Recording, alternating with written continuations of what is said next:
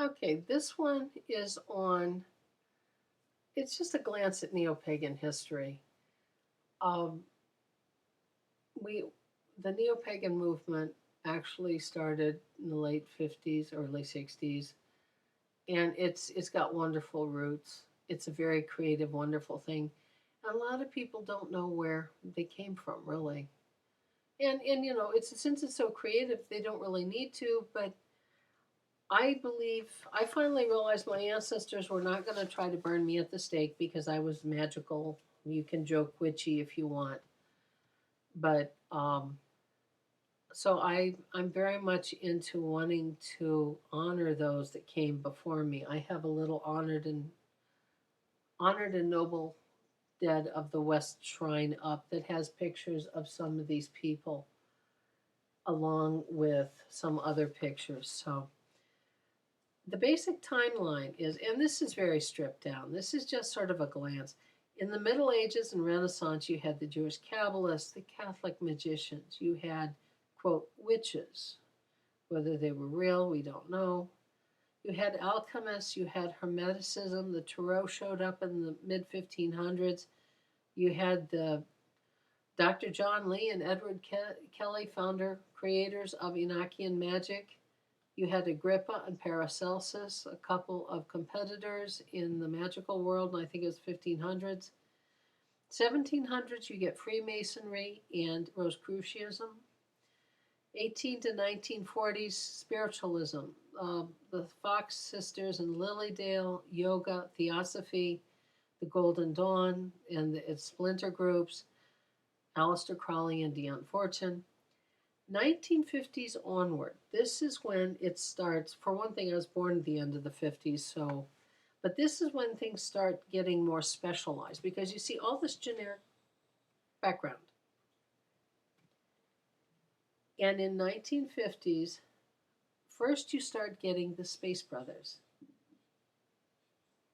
Then you get the rebirth of the goddess. You get the New Age movement. Gerald Gardner comes up with a form of witchcraft. In 1937, in the New Forest, UK, he joined an occult theater and discovered witches there. Um, it was a Rosicrucian theater, apparently. But Dorothy Clutterbuck was the priestess who supposedly initiated him.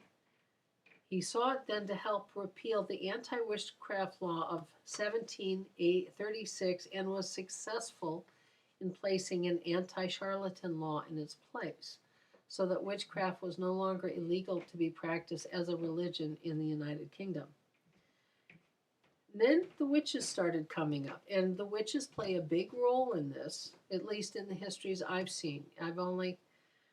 In the United Kingdom, Doreen Valentia, an amazing woman. Ray Buckland, he brought Gardnerian witchcraft here to America. You had Alex and Maxine Sanders, interesting authors. Janet and Stuart Farrar. Stuart is dead and Janet is now married to Gavin Bone, but they've got some wonderful material too.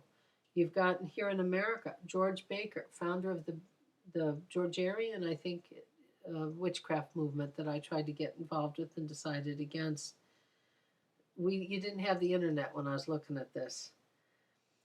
You have Dr. Leo Martello, marvelous man, Sicilian witchcraft. He did some wonderful workshops I was part of. There was a lot of family tradition witches. The first people I really ever met to sit down and talk with were family tradition witches in Wisconsin. I met them through the Society for Creative Anachronism. So you have Victor Anderson's fairy tradition, very Celtic, very fey, very poetic and bardic. Then, of course, you've got this rebirth of the goddess consciousness, and now you're getting more into the feminist, because those are traditional, fairly traditional witchcraft. You get goddess spirituality. Diane Stein's a good example of that. You get Starhawk and Z Budapest. Then you get into other pagan traditions. Church of All Worlds. The head of the Grey School of Wizardry was originally known as Tim Zell. He and some others ended up founding Church of All Worlds. It was inspired by the abridged edition of Stranger in a Strange Land.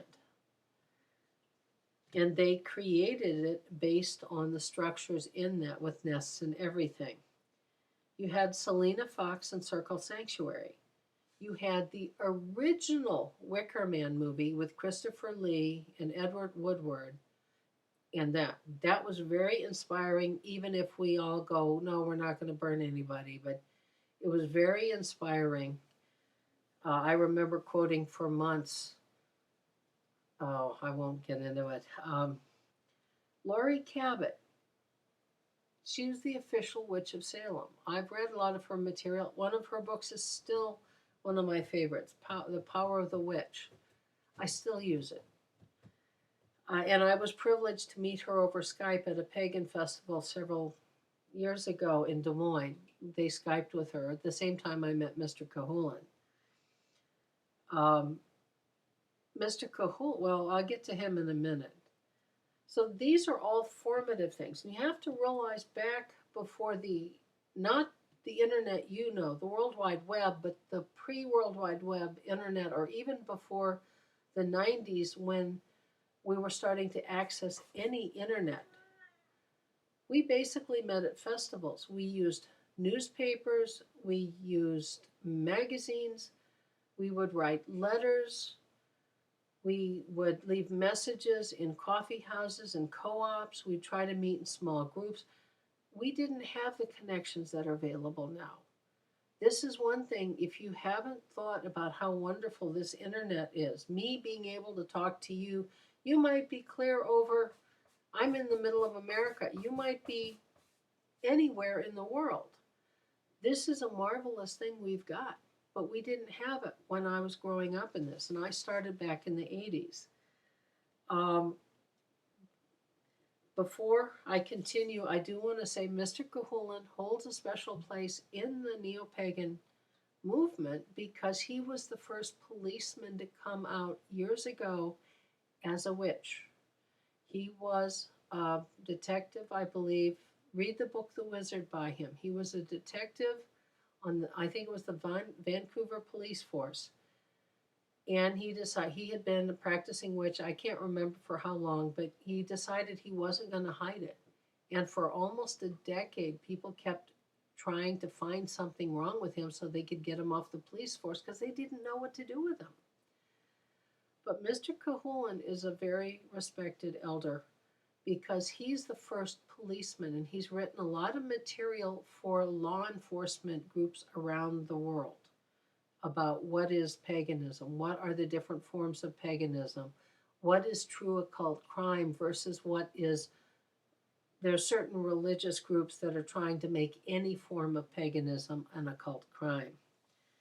But you also have, getting back to what we now have, back then you had The Golden Ass by Lucius. You had Aradia, Gospel of the Witches by Charles Leland. You had The White Goddess by Robert Graves. Margaret Murray, however extreme some of it, her ideas of pagan survivals. And Robert Heinlein's Stranger in a Strange Land. These are some of the big things that help create what we've got now.